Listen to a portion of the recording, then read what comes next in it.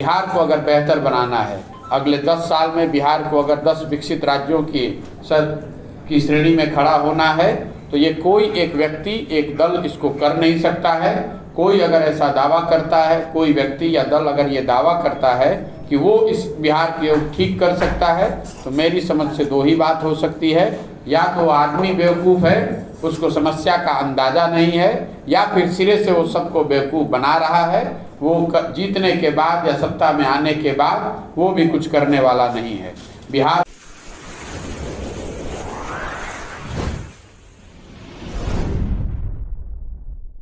जुड़े हुए हैं, वैशाली जिले के रहने वाले हैं, छत्तीसगढ़ में डीजी थे, आईपीएस 78 बैच आईपीएस है। शुरू करें। नमस्कार। जैसा कि आपको पता है, 2 मई इस साल 2 मई को पटना में प्रेस वार्ता के जरिए मैंने ये बताया था जन सुराज अभियान की बिहार में शुरुआत। उसी सिलसिले में मैं आज पिछले 2 दिन से मधुबनी आपके ज़िले में हूँ। जैसा कि आपको पता है कि ये पूरा जो अभियान है, ये कोई राजनीतिक दल बनाकर चुनाव लड़ने का अभियान नहीं है। ये एक नई राजनीतिक व्यवस्था बनाने को लेकर जो हम लोगों की सोच है, उसके तहत की जा रही है। इसमें बेसिक जो 3 बातें बताई गई हैं कि राजनीतिक दल बनाने से बिहार की स्थिति सुधर नहीं सकती है। पिछले 50-60 सालों में हम लोगों ने देखा है, करीब 25 से ज़्यादा मुख्यमंत्री बने, आए और गए, अलग अलग दलों को मौका मिला, अलग अलग गठबंधनों ने सरकार चलाई।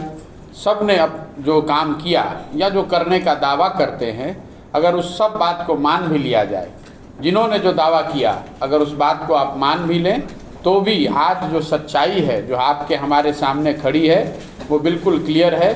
बिहार देश का सबसे गरीब और पिछड़ा राज्य है।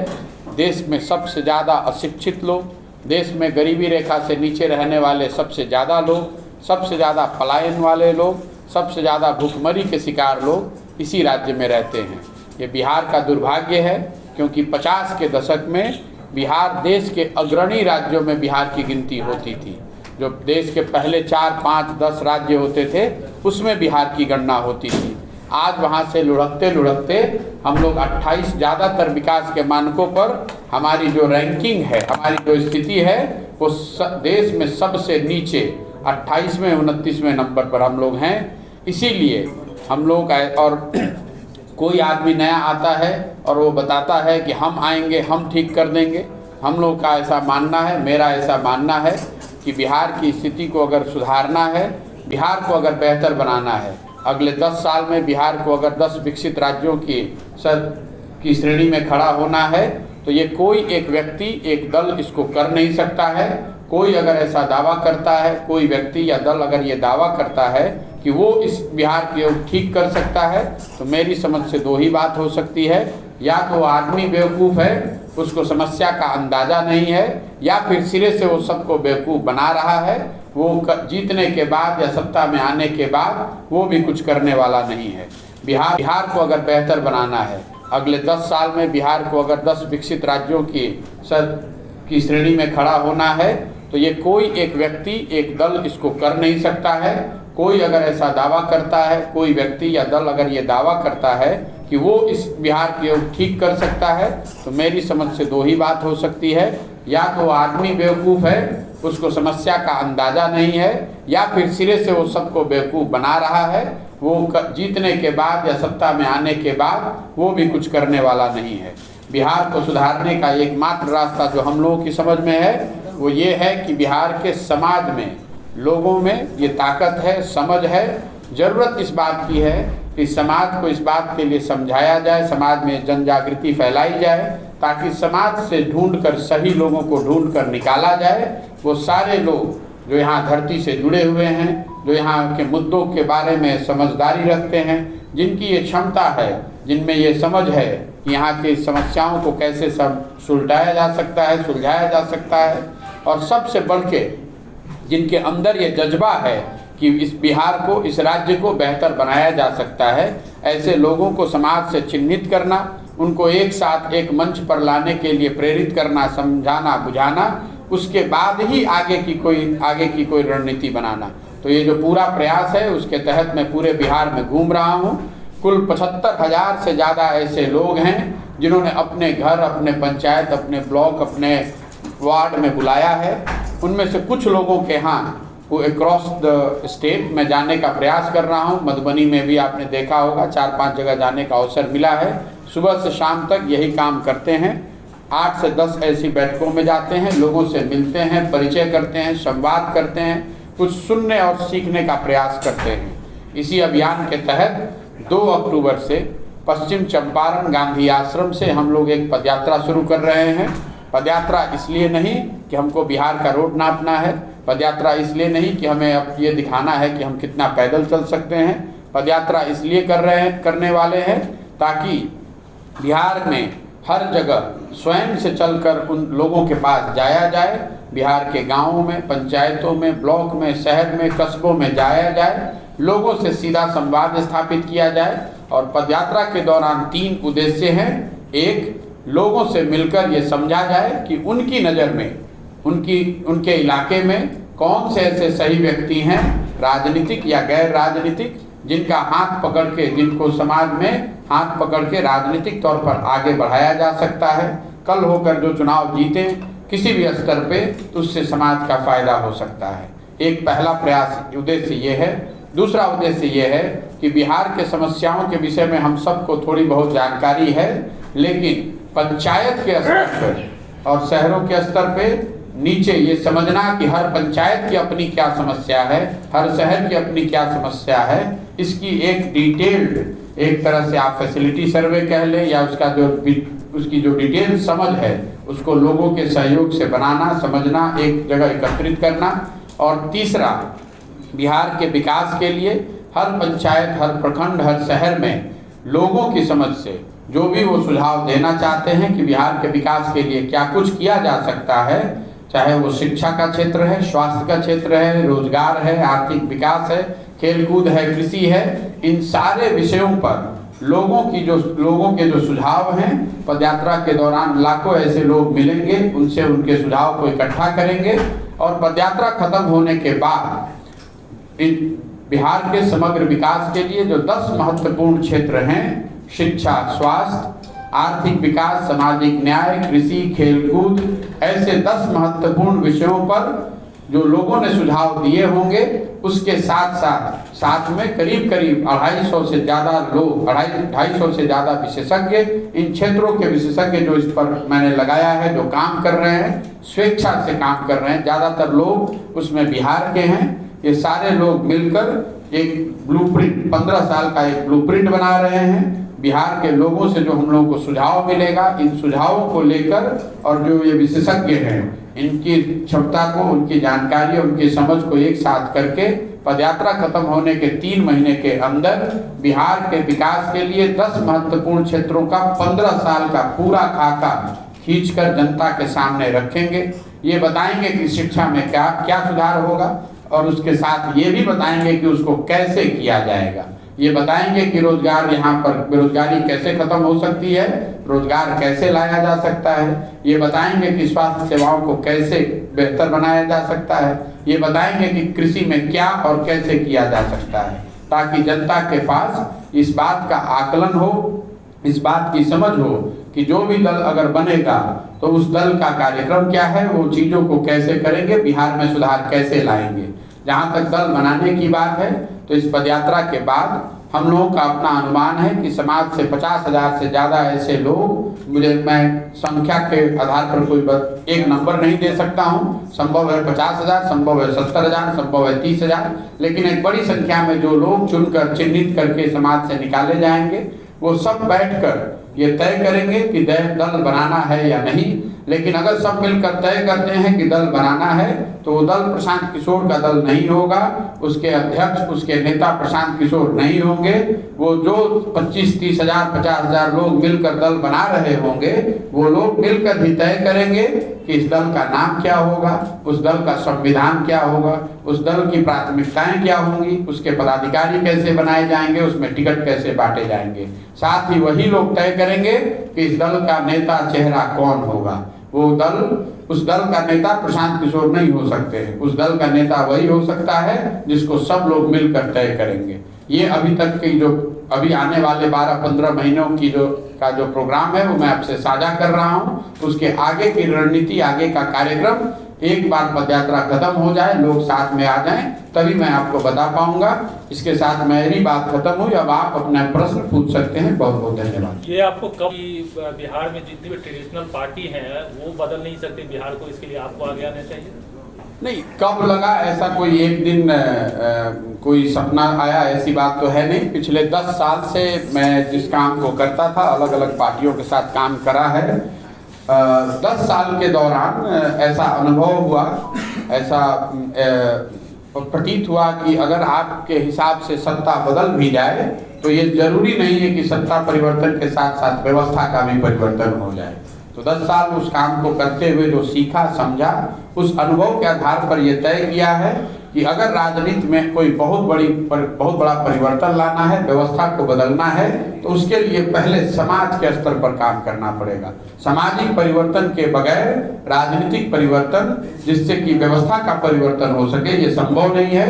जब इस बात को अनुभव किया, सीखा, समझा, तब ये तय किया कि भाई अब ये बिहार में जाएंगे और इस काम को करेंगे, क्योंकि बिहार में प्रशासकीय और विकास के नजरिए से इसकी जरूरत भी है। जैसा मैंने आपको बताया, बिहार देश का सबसे गरीब और पिछड़ा राज्य है और सारे पार्टियों को मौका यहाँ मिला है।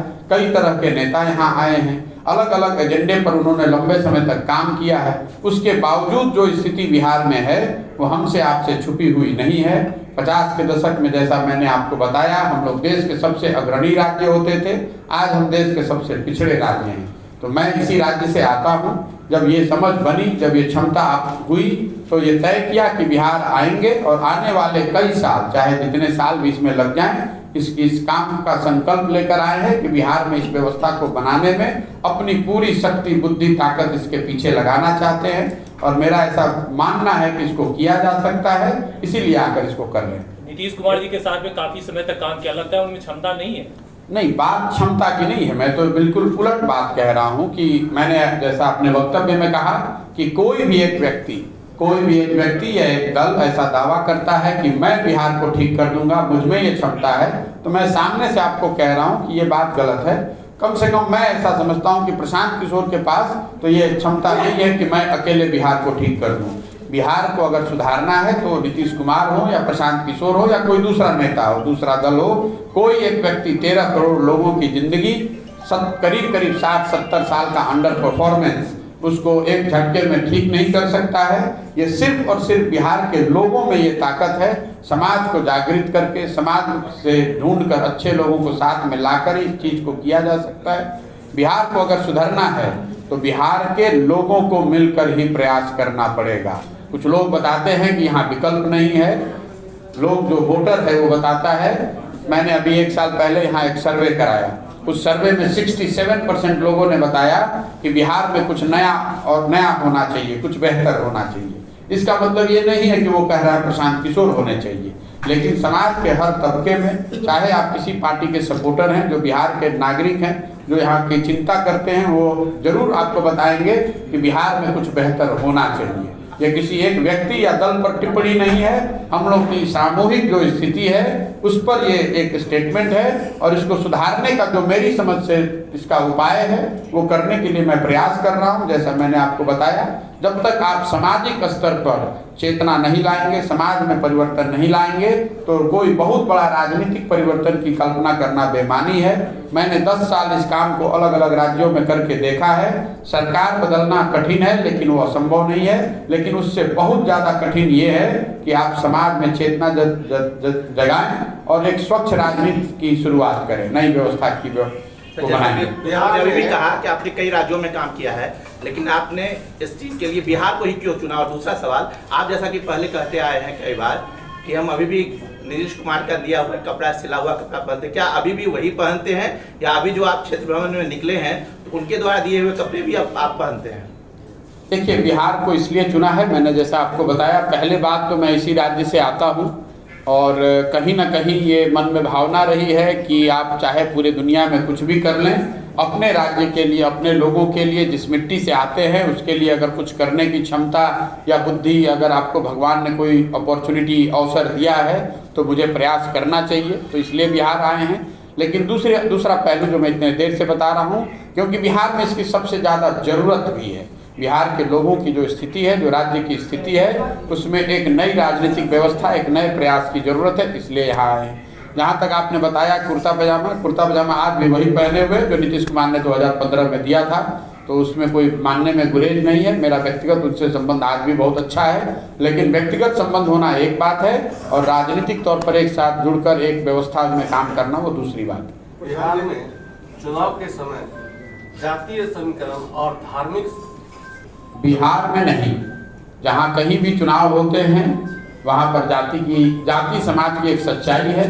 तो जातियों, जैसे दूसरे पहलुओं की भी एक भूमिका है, वैसे जातियों की भी एक भूमिका है। बिहार में भी जाति की उतनी भूमिका है जितनी यूपी, मध्य प्रदेश, राजस्थान में है।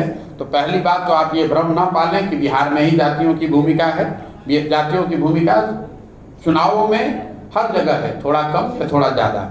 ये जो लोगों की सोच है कि बिहार में सब कुछ जाति पर ही होता है, ये सोच ठीक नहीं है, ये आंकड़ों से पर आधारित नहीं है। मैं आपको 2 एग्जाम्पल दे के बताता हूँ।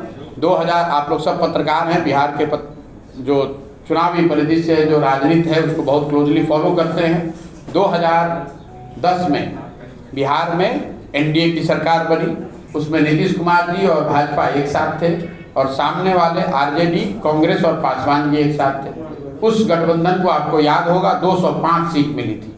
उस समय की जो एनडीए गठबंधन था उसमें भाजपा जूनियर पार्टनर थी। मोदी जी कम से कम बिहार के नज़रिए से इतने बड़े नेता नहीं थे, मोदी जी शायद प्रचार करने भी नहीं आए थे 2010 में, फिर भी उस गठबंधन को 205 सीट मिला था।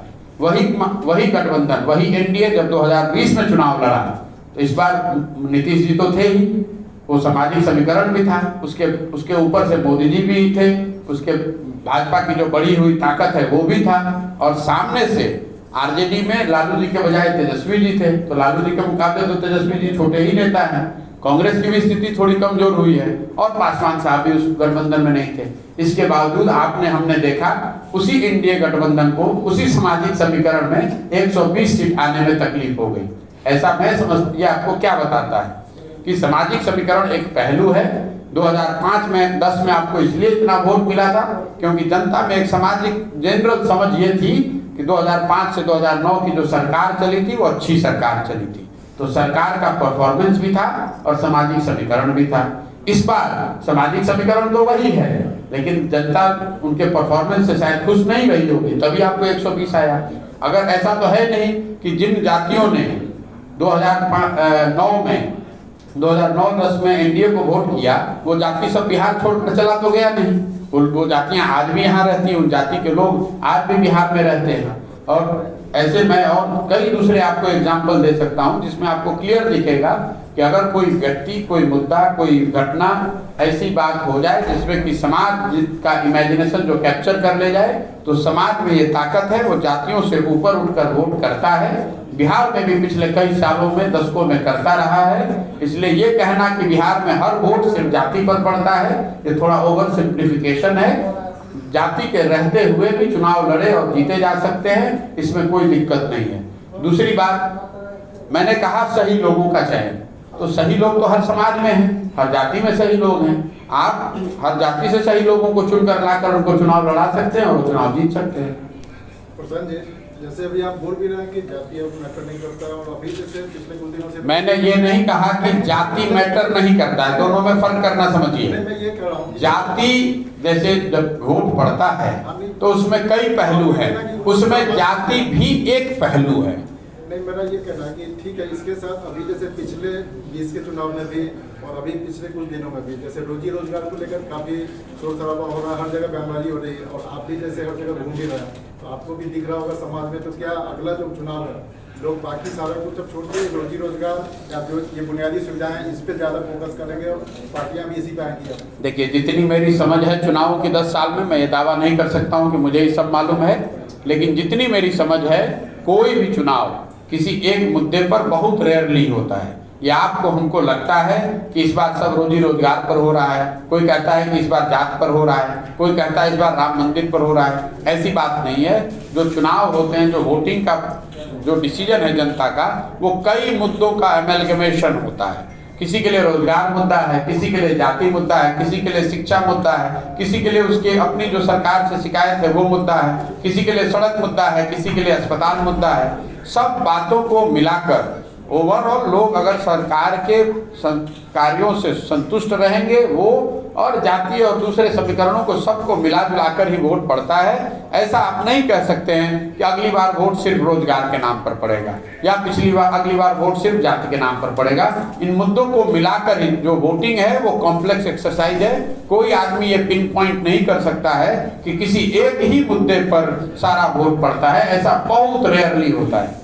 जैसा जन सुराग है वैसे ही पिछले विधानसभा चुनाव में